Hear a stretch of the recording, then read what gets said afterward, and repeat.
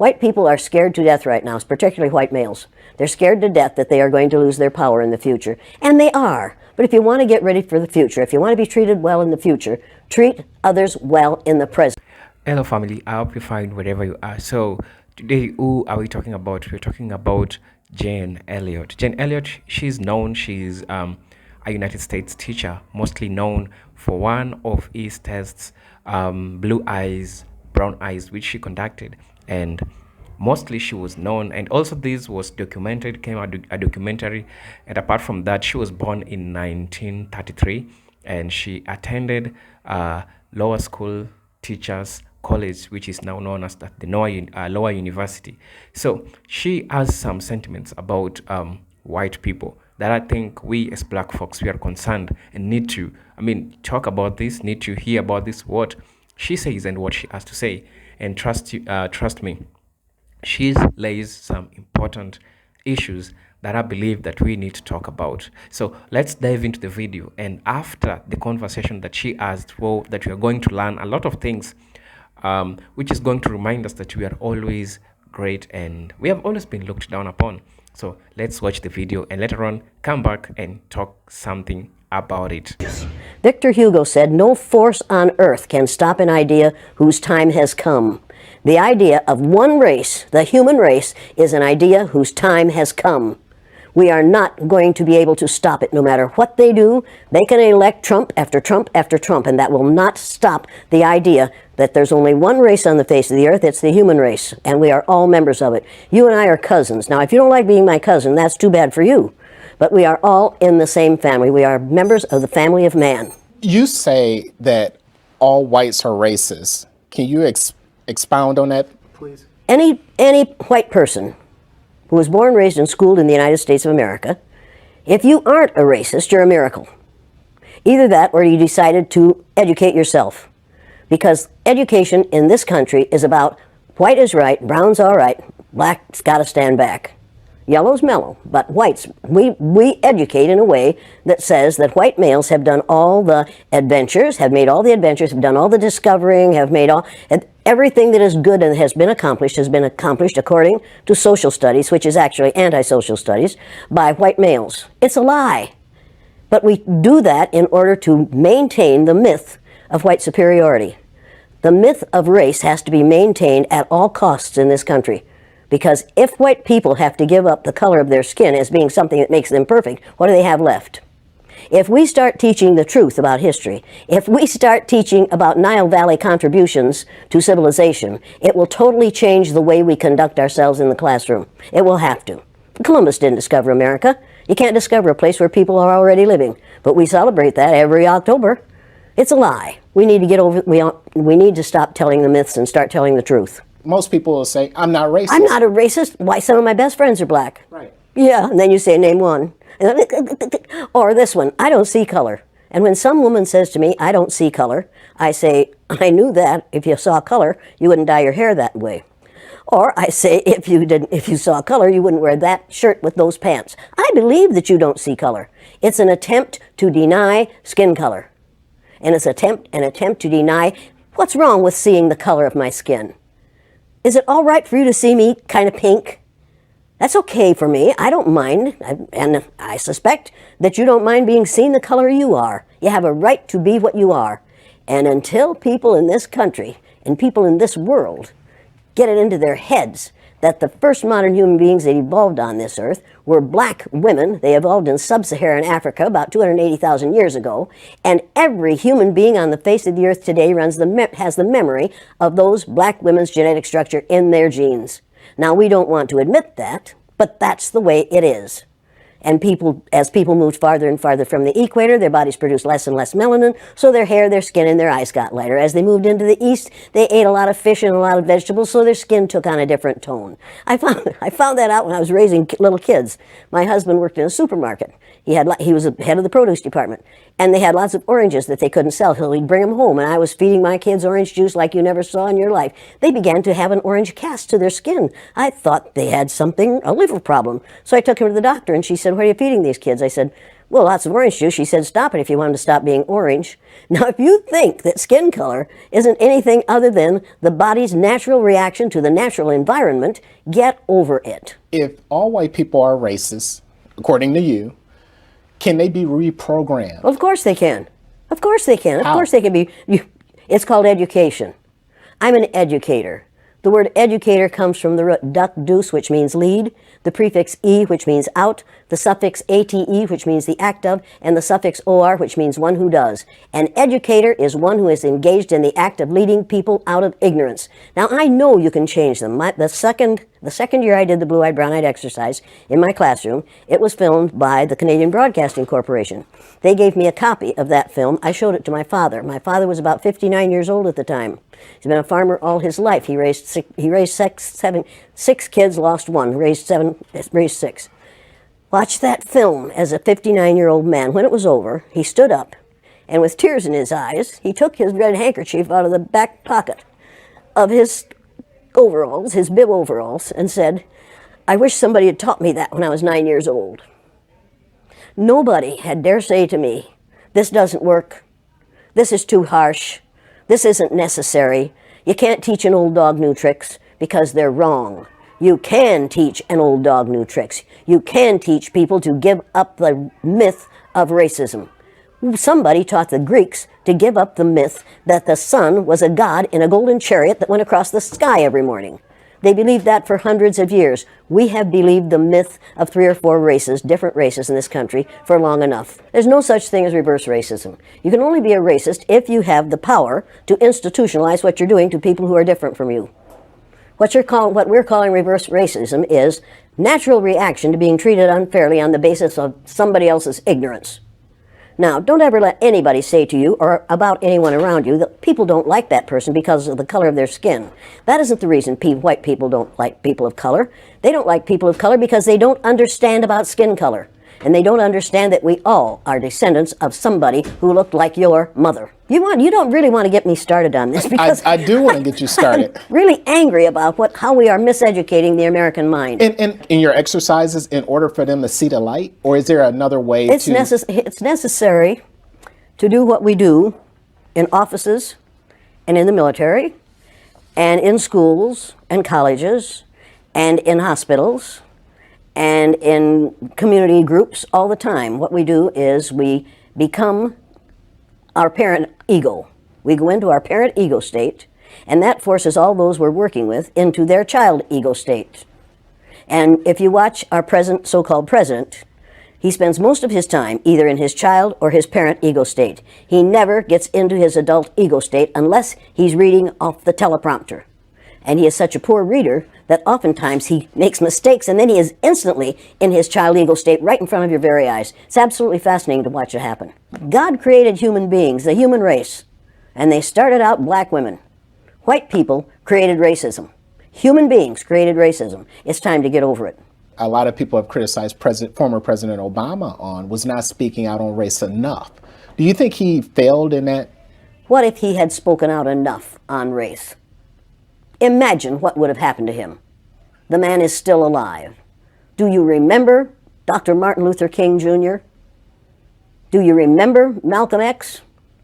Do you remember all those people have been killed not because of the color of their skin, but because of the fear of white people that someone who isn't white is going to look better, sound better, act better, do better than they do? Mr. Obama was the president of all of us.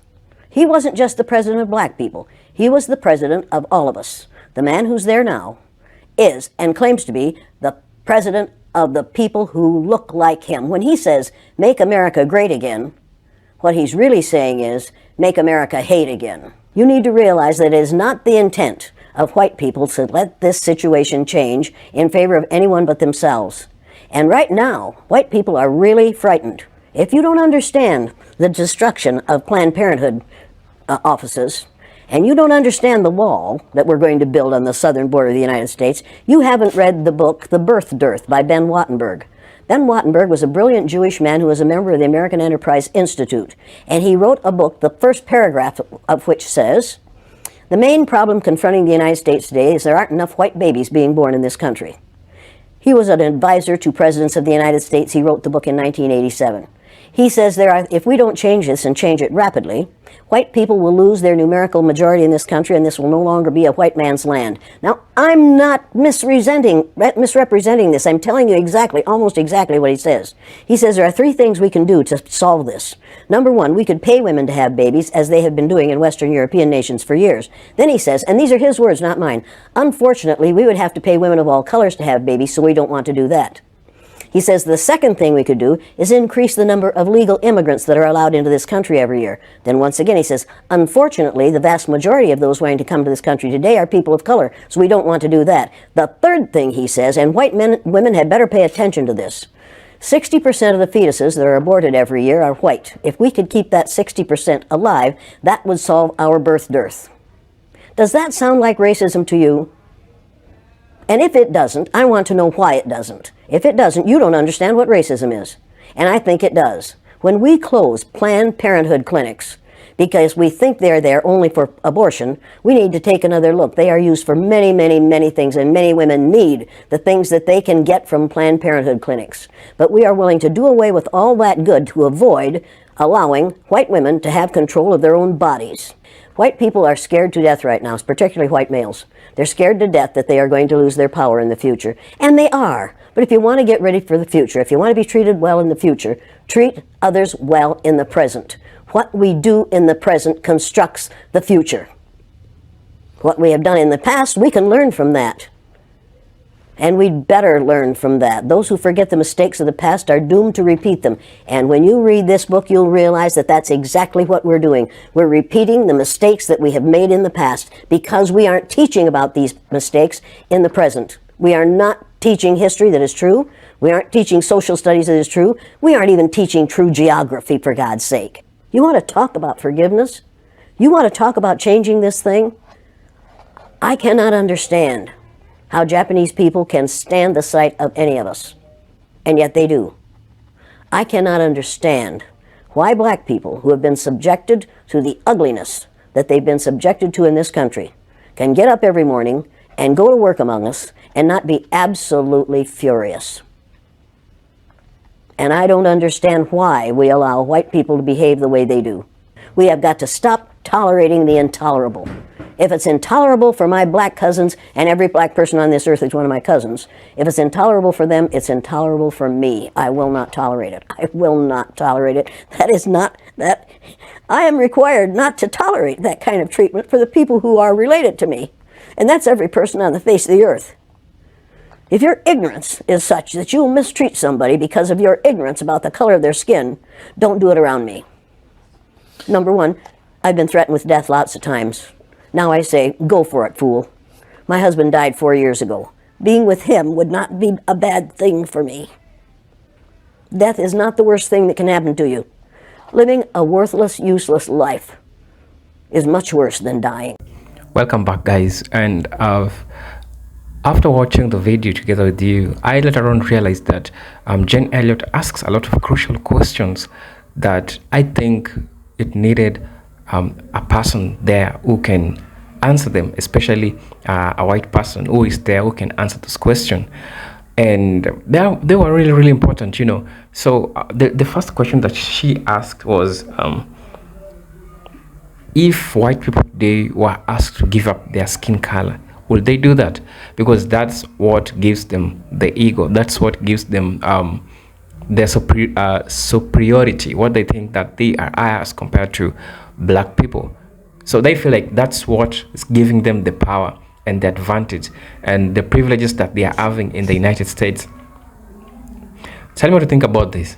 Do you think will they give up their skin color? Giving up the skin color will mean a lot of things. Will mean that their privileges will be taken down, their ego will be stripped down, you know. The sister also talks about there is no such thing as reverse racism. I think you guys tell me what to think about this, because we believe that if a black person discriminates or look down upon a white person because of the color, because when the color becomes an issue, it becomes a reverse racism. So tell me, if this is true what the sister said, that there is no such thing as reverse racism. To some point, I agree with her because it is the system which has always put us to be looked down upon. And when a black person starts raising their voice, when a black person becomes aggressive to start wanting what they need to get what they want, they term it as reverse racism. So guys, tell me what you think about this. There is also an article that I want to read to you about what she also said, which I agree with because this is recorded in an article that I want you to listen to. So there is some article that says that some white Americans feel threatened by the projected demographic change that will make racial minorities a majority by 2050. This may alter the perception of who is considered white or non-white and increase in their bias against mixed race individual. True. I agree. Remember, Jane Elliott talked about the government encouraging white women to continue giving birth because at the rates it was 60%, which was recorded to become as their birth rates which are happening in the United States when it is the white women. And also realize that the facilities are paying black women not to give birth in the United States.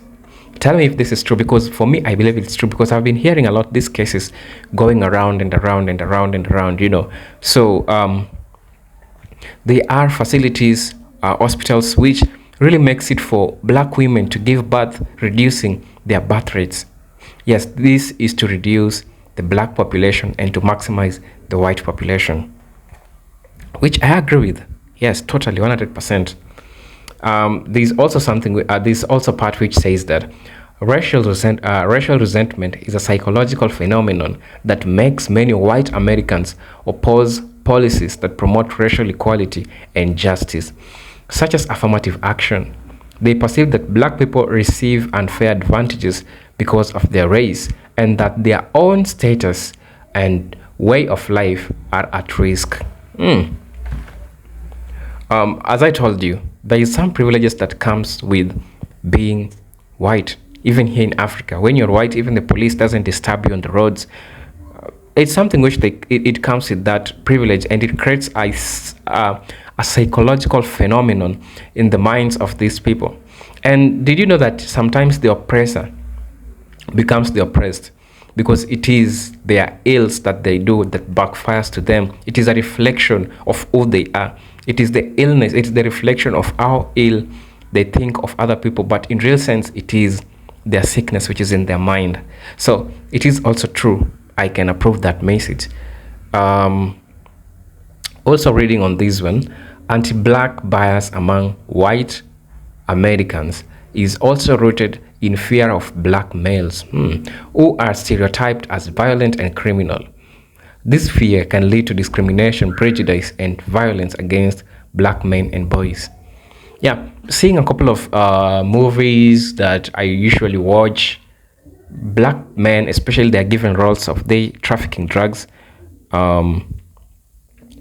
Whatever they do, they have guns, the old lives, the gangster life type of life, So this stereotype is to favor the white boys as compared to black boys, and this also determines how black men in America are perceived when it comes to job opportunities, when it comes to hierarchy in the jobs. I'll also talk about white people's fear of black people may also stem from historical events such as slave rebellion and civil rights movements that challenge the dominance and power. They may worry that oppressed black will seek revenge or demand reparation for the injustices they have suffered.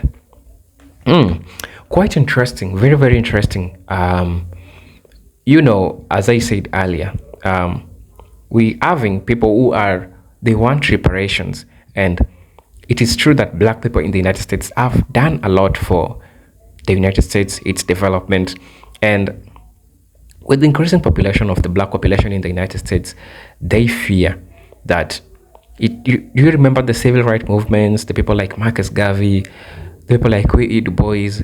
They tried fighting for the civilization, for equality, for equality between these two races. And they acknowledged that black people did a lot of things in the black society in the United States.